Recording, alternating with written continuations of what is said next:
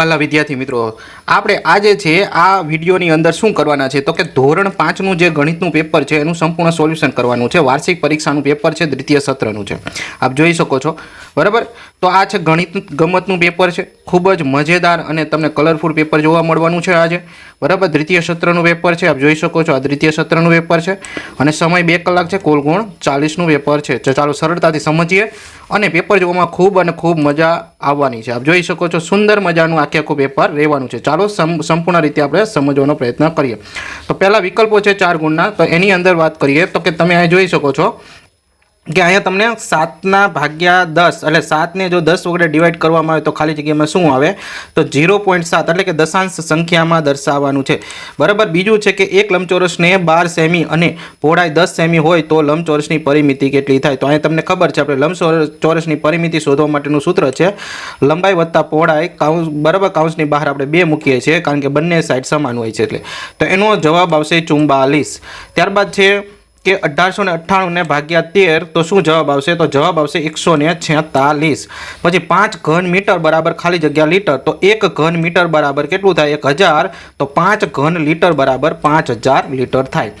Next question જોઈએ કે પ્રશ્ન 1b છે કે આકારો અને ખોખાને તમારે યોગ્ય રીતે જોડવાના છે. તો આપણે ઓલરેડી અહીંયા આપવામાં આવેલા છે, જેમ કે પેન્સિલનું ચિત્ર છે એ અહીંયા આવું જ દેખાવાનું છે.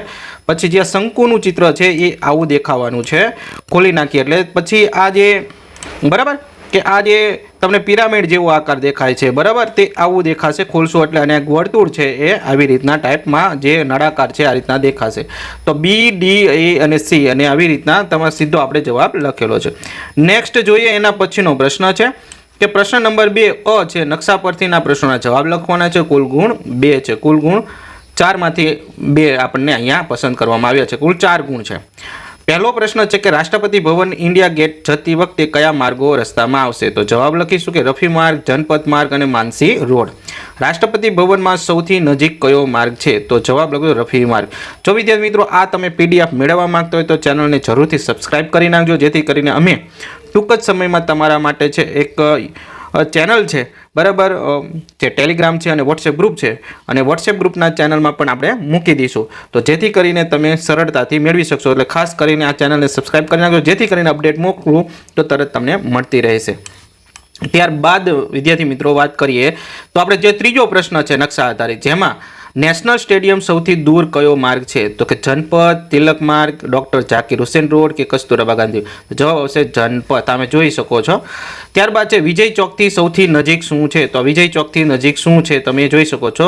તો જવાબ આવશે રાષ્ટ્રપતિ ભવન. આ વિજય ચોક છે, અહીંયા જોઈ શકો વિજય ચોક, અને સૌથી નજીક શું છે? રાષ્ટ્રપતિ ભવન, બરાબર. નેક્સ્ટ પ્રશ્ન જોઈએ તો એની અંદર તમે જોઈ શકો પ્રશ્ન 2 બ અને ક આપણે બંને છે આમાં લીધેલા છે. બ ની અંદર વાત કરીએ તો એક સ્કેલ માપ દ્વારા તમારે વાસ્તવિક અને નકશા પરનું અંતરના કોષ્ટક પૂરો કરવાનો છે. તો આપણે જોઈ શકો છો અહીંયા કે 2 સેમી બરાબર 1 કિમી થાય તો 30 કિમી બરાબર તો કે 60 સેમી થશે, એટલે કે 30/2. 1 સેમી બરાબર 3 કિમી થાય તો 45 કિમી બરાબર, તો જવાબ આવશે 15 સેમી થશે, 15 તરી 45, બરાબર. તો આવી રીતના છે. ત્યારબાદ છે કયા આકારનો મદદથી ખુલ્લું ખોખું બનાવી શકાય? તો વિદ્યાર્થી મિત્રો જવાબ આવશે આ બની શકશે, બરાબર, જે ખુલ્લું ખોખું બની શકે છે. ત્યારબાદ છે ત્રીજો પ્રશ્ન છે માપન. તમારે કોઈ વસ્તુ છે તેને માપવાનું છે, તો સ્કેલની લંબાઈ જે ખીલી છે આપવામાં આવી છે તો એની લંબાઈ શું છે? તો આવી રીતના તમારે 4.2 સેમી જેટલું થશે, એટલે કે 4 સેમી અને 2 મીમી. ત્યારબાદ ક્ષેત્રફળ શોધવાનું છે, જે પ્રશ્ન 3 છે. તો તમને આવા 2 ક્ષેત્રફળના દાખલા આપેલા હોય, જો જ્યારે પણ આવા ખાના આપવામાં આવ્યા હોય તો આવી રીતના આપણે ગણી લેવાના છે. ક્ષેત્રફળની અંદર હંમેશા અંદરની તરફ ગણાય છે, જ્યારે પરિમિતિ હોય તો હંમેશા બહારની તરફ ગણાય છે. તો અંદરના તરફ ખાના જેમ કે 1 2 3 4 5 6 7 8, બરાબર, તો 8 ચોરસ સેમી થશે. જ્યારે અહીંયા તમે જોઈ શકો 1 2 3 4 5 6 7, તો અહીંયા 7 ચોરસ સેમી થશે. નેક્સ્ટ જોઈએ આપણે પ્રશ્નો.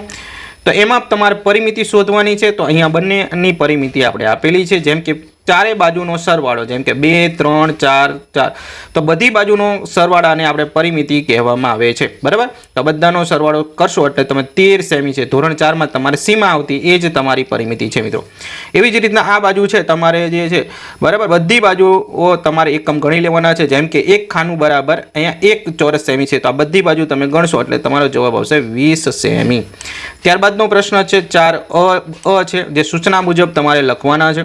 બરાબર, એમાં 3 ગુણનો પ્રશ્ન છે. પહેલો છે કે શબ્દોમાં લખો 3.28, તો જવાબ લખીશું 3.28 અથવા તો તમે આમ પણ લખી 3.28, તો બંને રીતે લખી શકાય, પણ આપણે જે ચોપડીમાં આપેલું છે એ આવી રીતના આપેલું છે 3.28, તો આપણે એ રીતના લખીશું. શુદ્ધ અપૂર્ણાંક સ્વરૂપમાં લખો, તો આ શુદ્ધ અપૂર્ણાંક સ્વરૂપમાં છે, જેમ કે 0.59 છે, તો એને 59 ના છેદમાં 27 છે એટલા માટે 100 લખીશું, એટલે 59 માં છેદમાં 100. પછી ત્રીજો છે કે મીટર સેમીમાં રૂપાંતર કરો. 1723 ને મીટર અને સેમી બંને અલગ પાડવાના છે, તો 100 સેમી બરાબર 1 મીટર થાય છે, તેથી જવાબ આવશે 17 મીટર ને 23 સેમી. નેક્સ્ટ જોઈએ એમાં, તો પાઈ ચાર્ટ છે એ તૈયાર કરવાનો છે. તો કે અહીંયા 100 વિદ્યાર્થીઓમાં સૌથી મનપસંદ ફળની વિગત અહીંયા આપવામાં આવેલી છે. 5 ગુણનો પાઈ ચાર્ટ છે, 5 વર્ષનો હશે. તો કેરી છે, બરાબર, એટલે કે 50, એટલે કે 1/3 અહીંયા દર્શાવવામાં આવ્યું છે. કેળું છે જે 25 છે, 1/4 ભાગ દર્શાવવામાં આવ્યો છે. સફરજન 10 છે, નારંગી 10 છે, ચીકુ 5 છે. બરાબર, તો કયા ફળને સૌથી વધુ વિદ્યાર્થી પસંદ કરે છે? તો અહીંયા ચાર્ટ આપવામાં આવ્યું છે. કેરી 50, કેળા 25, સફરજન 10, નારંગી 10, ચીકુ 5. ચાલો અમે સમજૂતી મેળવીએ. તો સમજૂતી તો કે 50 જે છે એ કેરી પસંદ કરે, અડધો ભાગ, અડધું વર્તુળ છે એક અડધું કરે છે, બરાબર, ભાગ પસંદ કરે છે. તો 50 ના અડધા થાય 2500. બરાબર, તો અહીંયા જે ભાગ ટોટલ વિદ્યાર્થી છે એના 50%, બરાબર, એટલે 50 થશે. જેમ કે અહીંયા 100 છે, 100 વિદ્યાર્થીમાંના 50%, એટલે કે અડધા.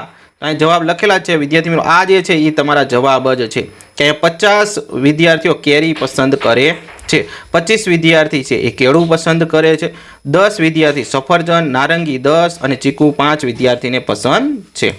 ત્યારબાદનો પ્રશ્ન છે પ્રશ્ન 5, ગુણાકાર અને ભાગાકાર તમારે લખવાના છે, ગણવાના છે. તો પહેલો દાખલો જોઈએ કે ગુણાકાર કરો 76 ગુણ્યા 25, તો 76 ગુણ્યા 25 સારી રીતના લખીશું.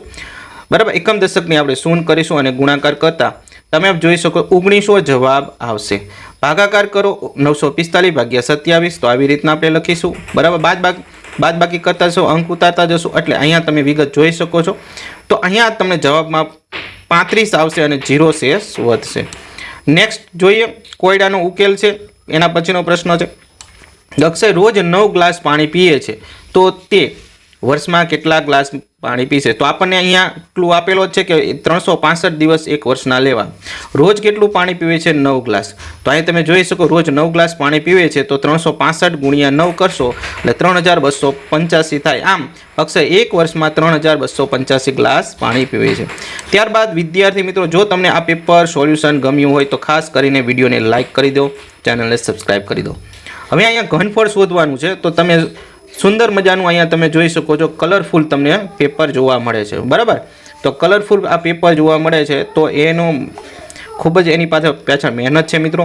ખાસ કરીને વિડીયોને લાઈક કરો, ચેનલને સબસ્ક્રાઈબ કરી દો. બરાબર, ચાલો 4 સેમી, 2 સેમી, 3 સેમી, તો સૂત્ર શું છે? લંબાઈ ગુણ્યા પહોળાઈ ગુણ્યા ઊંચાઈ, ઘન સેમી શોધવાનું. બરાબર, તો જવાબ આવશે 24 ઘન સેમી.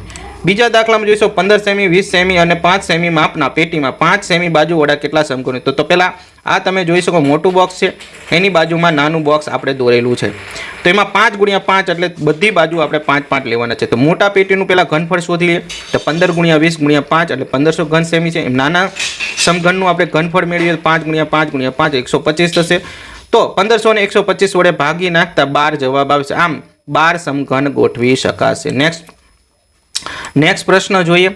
બરાબર, પ્રશ્ન બ એની અંદર આગળમનની માહિતી જે છે 2 ગુણનો છે. આ પણ દાખલો કે 6 લખોટીનું કદ 10 મિલી છે, 18 1 રૂપિયાનું સિક્કાનું કદ 20 મિલી છે. તો એના આધારે પ્રશ્ન જવાબ કે 30 મિલી બરાબર કેટલી લખોટી કદનું થાય?